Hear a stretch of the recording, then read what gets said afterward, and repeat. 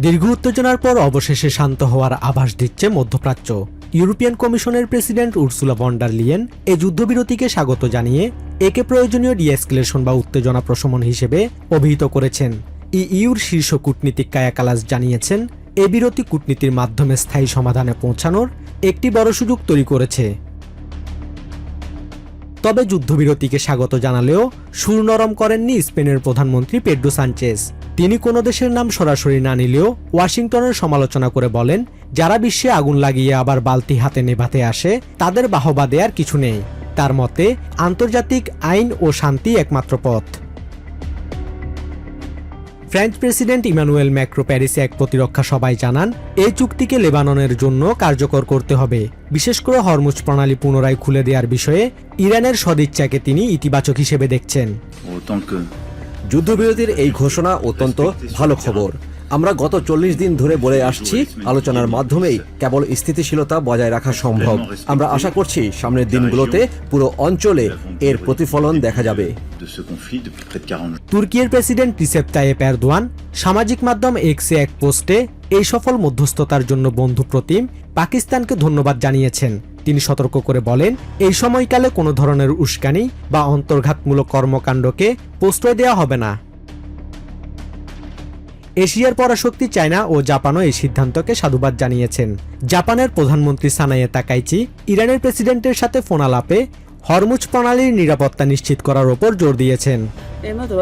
America ও ইরানের এই ঘোষণাকে আমরা ইতিবাচক হিসেবে স্বাগত জানাই।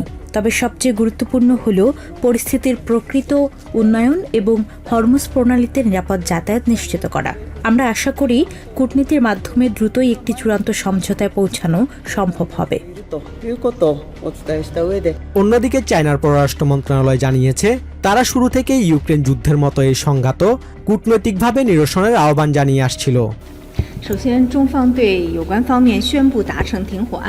এদিকে যুদ্ধবিরতির সংবাদকে সন্তুষ্টির সাথে গ্রহণ করেছে মস্কো। ক্রেমলিন মুখপাত্র দিমিত্রি পেসকভ জানিয়েছেন, ইরানের অর্থনৈতিক ও বেসামরিক স্থাপনায় হামলা না করার সিদ্ধান্তটি অত্যন্ত গুরুত্বপূর্ণ। রাশিয়া আশা করছে মধ্যপ্রাচ্যে উত্তেজনা কমলে এখন ইউক্রেন পরিস্থিতি নিয়ে থমকে থাকা ত্রিপক্ষীয় আলোচনা পুনরায় শুরু করার সুযোগ তৈরি হবে।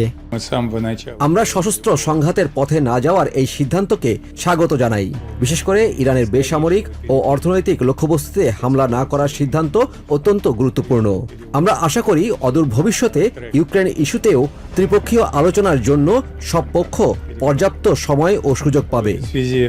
ভারতও এই যুদ্ধবিরতিকে পশ্চিম এশিয়ায় স্থায়ী শান্তির পথে প্রথম পদক্ষেপ হিসেবে দেখছে। ভারতীয় পররাষ্ট্র মন্ত্রণালয় জানিয়েছে, সংঘাতের ফলে বৈশ্বিক জ্বালানি সরবরাহ ব্যবস্থা ক্ষতিগ্রস্ত হয়েছিল, যা এখন কাটিয়ে ওঠা সম্ভব হবে। We welcome the ceasefire reached and hope that it will lead to a lasting peace in West Asia. এদিকে লেবানন এই বিরতিকে স্বাগত জানালেও উদ্বেগ প্রকাশ করেছে যে ইসরায়েল যদি তাদের ওপর হামলা অব্যাহত রাখে তবে এই শান্তি টেকসই হবে না। শুরু থেকেই আমাদের উপর এই যুদ্ধ চাপিয়ে দেওয়া হয়েছে এবং আমরা সবসময় যুদ্ধবিরতির দাবি জানিয়েছি। এই অঞ্চলের সমঝোতা লেবাননেও শান্তি ফেরার সুযোগ তৈরি করবে। আমি জোর দিয়ে বলছি, লেবাননের পক্ষে আলোচনার একমাত্র অধিকার কেবল লেবানন রাষ্ট্রেরই আছে। অন্যান্য দেশের মতো এই যুদ্ধবিরতিকে স্বাগত জানিয়েছে বাংলাদেশও। এক বিবৃতিতে দেশটির পররাষ্ট্র মন্ত্রণালয় সকল পক্ষকে স্থায়ী ও শান্তিপূর্ণ সমাধানের জন্য সংলাপের আহ্বান জানিয়েছে। বিবৃতিতে যুদ্ধবিরতি বাস্তবায়নে অবদান রাখা সংশ্লিষ্ট সকল পক্ষের কূটনৈতিক প্রচেষ্টারও প্রশংসা করে দেশটি। 2 সপ্তাহের এই ক্ষণস্থায়ী শান্তি শেষ পর্যন্ত স্থায়ী চুক্তিতে রূপ নেবে কিনা বিশ্ব নেতাদের নিরলস কূটনৈতিক তৎপরতা এখন সেই উত্তরেরই অপেক্ষায়। তেহরানের রাজপথে হাজারো মানুষের ভিড়, হাতে শোভা পাচ্ছিল ইরানের পতাকা, কণ্ঠে বিজয়ের উল্লাস। প্রেসিডেন্ট ট্রাম্পের আলটিমেটাম শেষ হওয়ার ঠিক আগ মুহূর্তে যুদ্ধবিরতির ঘোষণাকে ওয়াশিংটনের একটি কৌশল হিসেবে দেখলেও সর্বোচ্চ নেতার প্রতি শ্রদ্ধা জানিয়ে যুদ্ধবিরতিতে স্বস্তি প্রকাশ করে রাজপথে বিজয় উদযাপন করেন সর্বস্তরের মানুষ। ইরানিদের অদম্য সাহস আর ধৈর্য বিজয় এনে দিয়েছে বলে দাবি তাদের। সকালে যখন শুনলাম যে আমাদের শর্তগুলো মেনে নেওয়া হয়েছে এবং যুদ্ধবিরতি ঘোষণা করা হয়েছে, তখন মন থেকে সত্যিই খুব খুশি হয়েছি। আশা করছি এটি আমাদের বিজয়ের পথ প্রশস্ত করবে, অন্যায্য নিষেধাজ্ঞাগুলো তুলে নেওয়া হবে এবং বহু বছর পর ইরানিরা বিশ্বের আর 10টা মানুষের মতো স্বাভাবিকভাবে বাঁচার ও নিঃশ্বাস নেওয়ার সুযোগ পাবে। ایرانیان بتونن زندگی مجبور شدن গত 40টি রাত আমাদের জনগণ যে অদম্য ধৈর্য আর সাহসিকতা দেখিয়েছে, এর কারণেই তারা এই শর্তগুলো মেনে নিতে বাধ্য হয়েছে। আমাদের শহীদদের রক্ত যেন বৃথা না যায় এবং আন্তর্জাতিক পরিমণ্ডলে আমরা যেন আমাদের মূল লক্ষ্যগুলো অর্জন করতে পারি, সেজন্যই এই প্রতিরোধ। এখন বিশ্ব দরবারে আমরা একটি প্রধান শক্তি হিসেবে স্বীকৃত। و الان به عنوان یک ابرقدرت তবে বিক্ষুব্ধ কণ্ঠে অনেকেই দাবি করেন আমেরিকা যে কাগজের বাঘ তা আজ বিশ্ববাসীর কাছে উন্মোচিত হয়েছে। তাদের দাবি ওয়াশিংটন শান্তি ও স্থিতিশীলতার কথা বললেও আদতে তারা মোটেও বিশ্বাসযোগ্য নয়। এর আগেও বিভিন্ন দেশের সাথে একই ধরনের প্রতিশ্রুতি দিয়ে তা ভঙ্গ করার নজির রয়েছে। গত বছরের 12 দিনের যুদ্ধের পর তারা শক্তি সঞ্চয় করে নতুন যুদ্ধ শুরু করেছিল বলেও সংশয় ইরানিদের। ওয়াশিংটনের হুমকি ধামকি এবং বীরত্বের দাবিকে কাগুজে বাঘ অভিহিত করে তির্যক মন্তব্য করেন সাধারণ ইরানিরা। আমেরিকা যে কাগুজে বাঘ আজ সারা বিশ্বের কাছে উন্মোচিত হয়েছে। সবাই বুঝতে পেরেছে যে তাদের দাবিগুলো অন্তঃসার শূন্য। তবে সর্বোচ্চ নেতার প্রতি শ্রদ্ধা ও আনুগত্য রেখে যুদ্ধবিরতি মেনে নিতে প্রস্তুতির কথাও বলছেন তেহরানের বাসিন্দারা। ইরানিদের মতে নেতা চাইলে যুদ্ধবিরতি চলবে, কিন্তু প্রয়োজন হলে তারা লড়াই চালিয়ে যাবে। শান্তি সবাই চায়, কিন্তু দুর্ভাগ্যজনকভাবে এমন একজনের সাথে কথা বলতে হচ্ছে যিনি মোটেও বিশ্বাসযোগ্য নন। ট্রাম্প এর আগেও অনেক দেশের সাথে এমনটি করেছেন। সন্দেহ সংশয়ের এই দোলাচলে সাধারণ ইরানিদের দাবি শক্তিশালী আন্তর্জাতিক গ্যারান্টি। তেহরানবাসীর মতে প্রবল চাপের মুখে না পড়লে শত্রুরা আবারও প্রতিশ্রুতি ভঙ্গ করতে পারে। প্রতিপক্ষ মোটেও নির্ভরযোগ্য নয়। তারা কেবল তখনই চুক্তি মেনে চলে যখন আন্তর্জাতিক অঙ্গন থেকে তাদের উপর কঠোর ও আনুষ্ঠানিক চাপ সৃষ্টি করা হয় এবং তাদের আর কোনো উপায় থাকে না। অন্যথায় তাদের প্রতিশ্রুতির ওপর একদমই বিশ্বাস রাখা যায় না। চলমান সংঘাতের নিরসনে পাকিস্তানের 2 সপ্তাহের যুদ্ধবিরতিতে সম্মত হয়েছে তেহরান ওয়াশিংটন। ইরানের উপর বড় ধরনের হামলার আলটিমেটাম শেষ হওয়ার মাত্র 2 ঘন্টা আগে এই ঘোষণা আসে। এরপরই ইরানের রাজপথ জুড়ে উল্লাস ও বিজয় মিছিল শুরু করেন সাধারণ ইরানিরা। এ সময় ইসরায়েল ও আমেরিকার পতাকায় আগুন দিয়ে ক্ষোভ প্রকাশ করেন বিক্ষুব্ধ জনতা। ইরানের সর্বোচ্চ জাতীয় নিরাপত্তা পরিষদ এই সমঝোতাকে নিজেদের বিজয় বলে উল্লেখ করেছে। তাদের দাবি ইরানের শর্ত মেনে যুদ্ধবিরতিতে বাধ্য হয়েছে ট্রাম্প প্রশাসন। 6 সপ্তাহ ধরে চলা এই যুদ্ধে এখন পর্যন্ত প্রাণ হারিয়েছেন 5000-এর বেশি মানুষ, যার মধ্যে অন্তত 2000 জনই ইরানের বেসামরিক নাগরিক। টানা 6 সপ্তাহের রক্তক্ষয়ী সংঘাতের পর অবশেষে এলো যুদ্ধবিরতির ঘোষণা। পাকিস্তানের মধ্যস্থতায় তেহরান ওয়াশিংটন ঘোষিত 2 সপ্তাহের এই সাময়িক বিরতিকে স্বাগত জানালেও লেবাননে অভিযান চালিয়ে যাওয়ার কথা জানিয়েছে তেল আভিভ।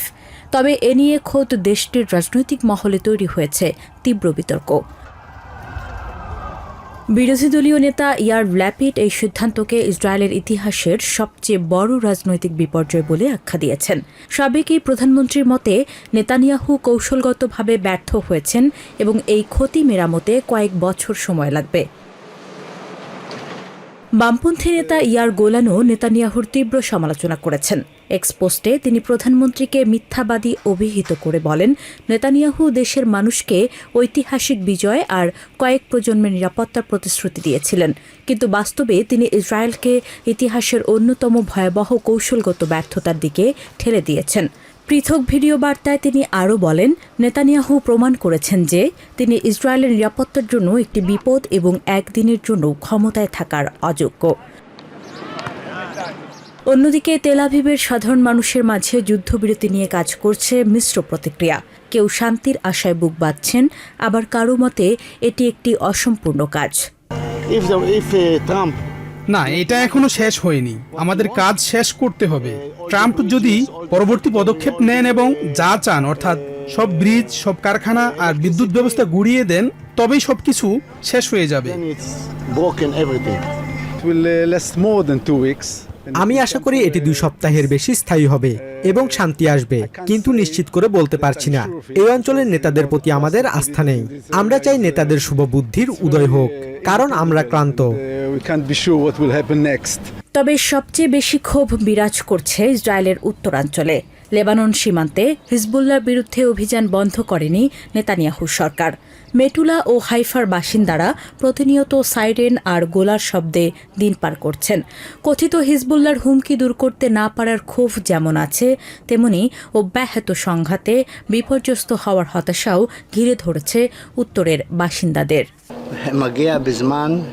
এখানে মেটুলায় আমরা গোলাবর্ষণ আর গুলির মধ্যে চরম দুর্ভোগে আছি।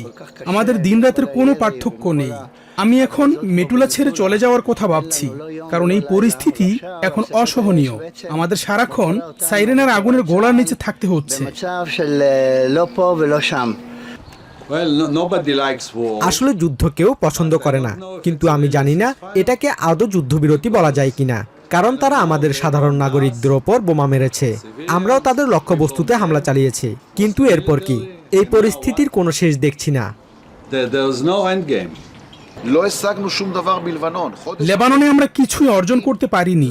1.5 মাস ধরে আমরা হিজবুল্লাহর অস্ত্রশস্ত্র গুড়িয়ে দেওয়ার মতো কঠোর ইসরায়েলি জবাবের অপেক্ষায় আছি, কিন্তু তা হচ্ছে না। আমরা এটা কোনোভাবেই মেনে নিতে পারছি না। একদিকে লেবানন জুড়ে ইসরায়েলি বাহিনীর ইতিহাসের সবচেয়ে বড় হামলার দাবি, অন্যদিকে সাধারণ মানুষের নিরাপদ আশ্রয়ের খোঁজে ছোটাছুটি। সব মিলিয়ে ইসরায়েল জুড়ে যুদ্ধ আর আতঙ্ক সহসায় পিছু ছাড়ছে না।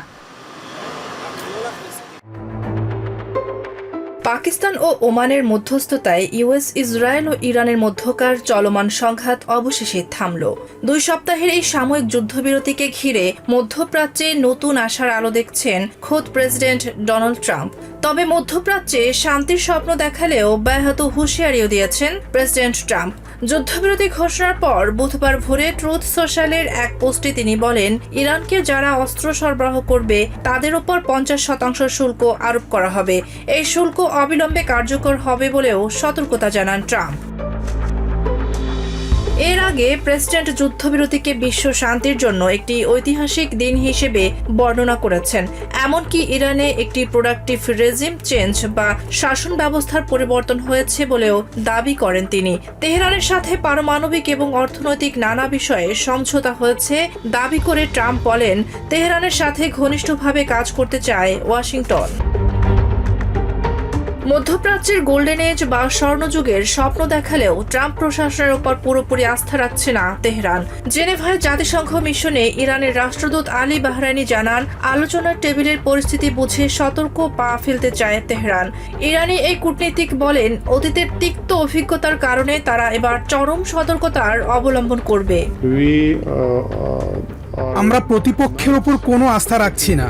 আমাদের সামরিক বাহিনী সর্বোচ্চ প্রস্তুতি ও সতর্কতা বজায় রাখছে। তবে অপরপক্ষ কতটা আন্তরিক তা দেখার জন্য আমরা আলোচনায় অংশ নেব। মধ্যস্থতা প্রচেষ্টায় ওমান যুক্ত রয়েছে জানিয়ে আলী বাহরাইনি বলেন, হরমুজ প্রণালীর বর্তমান ব্যবস্থা সম্পূর্ণ সাময়িক। আলোচনার অগ্রগতির ওপর ভিত্তি করেই প্রণালীটির আইনি কাঠামো পুনর্নির্ধারণ করা হবে। একই সাথে লেবাননে হামলা অব্যাহত থাকলে তার পরিণতি ভয়াবহ হবে বলেও সতর্ক করেন এই ইরানি কূটনীতিক। যদি ইসরায়েল লেবাননে হামলা অব্যাহত রাখে তবে পরিস্থিতি আরো জটিল হবে। এর ফলাফল হবে ভয়াবহ। আমরা আশা করি সবাই সব শর্ত মেনে যুদ্ধবিরতি পালন করবে।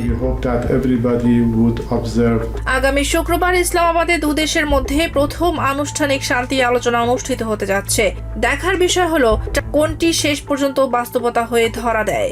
মধ্যপ্রাচ্য সহ গোটা বিশ্ব এখন ইসলামাবাদের প্রত্যাশিত বৈঠকের অপেক্ষায়।